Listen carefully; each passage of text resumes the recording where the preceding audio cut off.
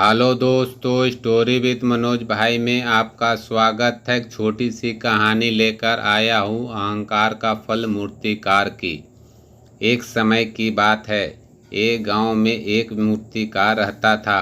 मूर्ति कला के प्रति अत्यधिक प्रेम के कारण उसने अपना संपूर्ण जीवन मूर्ति कला को समर्पित कर दिया था। परिणामत वह इतना प्रांगत हो गया था कि उसकी बनाई हर मूर्ति जीवंत प्रतीत होती थी। उसकी बनाई मूर्तियों को देखने वाला उसकी कला की भूरी भूरी प्रशंसा करता था। उसकी कला के चर्चे उसके गांव में ही नहीं बल्कि दूर दूर के नगर और गांव में होने लगे थे। ऐसी स्थिति में जैसा सामान्यतः होता है वैसे ही मूर्तिकार के साथ भी हुआ। उसके भीतर अहंकार की भावना जागृत हो गई। वह स्वयं को सर्वश्रेष्ठ मूर्तिकार मानने लगा।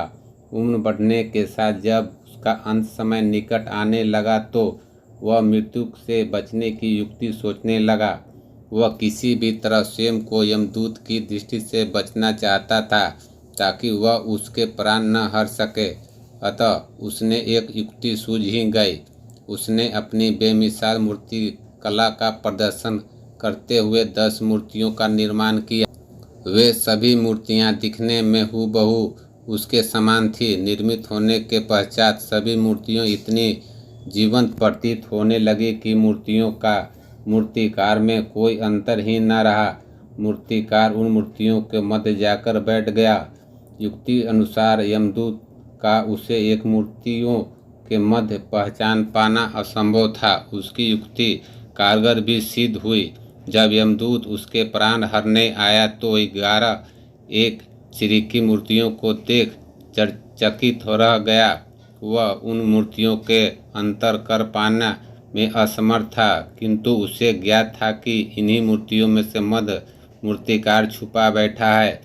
मूर्तिकार के प्राण हरने के लिए उसकी पहचानना आवश्यक थी। उसके प्राण न हर पाना का अर्थ था प्रकृति के नियम के विरुद्ध जाना। प्रकृति के नियम के अनुसार मूर्तिकार का अंत समय आ चुका था। मूर्तिकार की पहचान करने यमदूत हर मूर्ति को तोड़कर देख सकता था, किंतु वह कला का अपमान नहीं करना चाहता था। इसलिए इस समस्या का उसने एक अलग ही तोड़ निकाला। उसे मूर्तिकार के अहंकार का बोध था।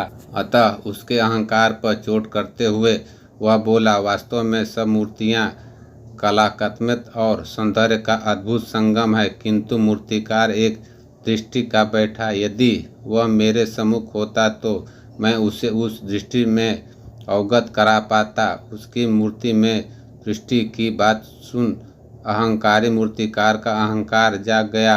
उससे रहा न गया और झट से अपने स्थान को उठ बैठा और यमदूत के बोला, दृष्टि असंभव। मेरी बनाई मूर्तियों को सर्वदा दृष्टिहीन होती है। यमदूत की मूर्ति काम कर चुकी थी। उसकी मूर्तिकार को पकड़ लिया और बोला, बेजान मूर्तियां बोला नहीं करती और तुम बोल पड़े। यही तुम्हारी दृष्टि की एक अपने अहंकार पर तुम्हारा कोई बस नहीं। यमदूत मूर्तिकार के प्राण हर यमलोक वापस चला गया। अहंकार विनाश का कारण है, इसलिए अहंकार को कभी भी खुद पर हावी न होने दे।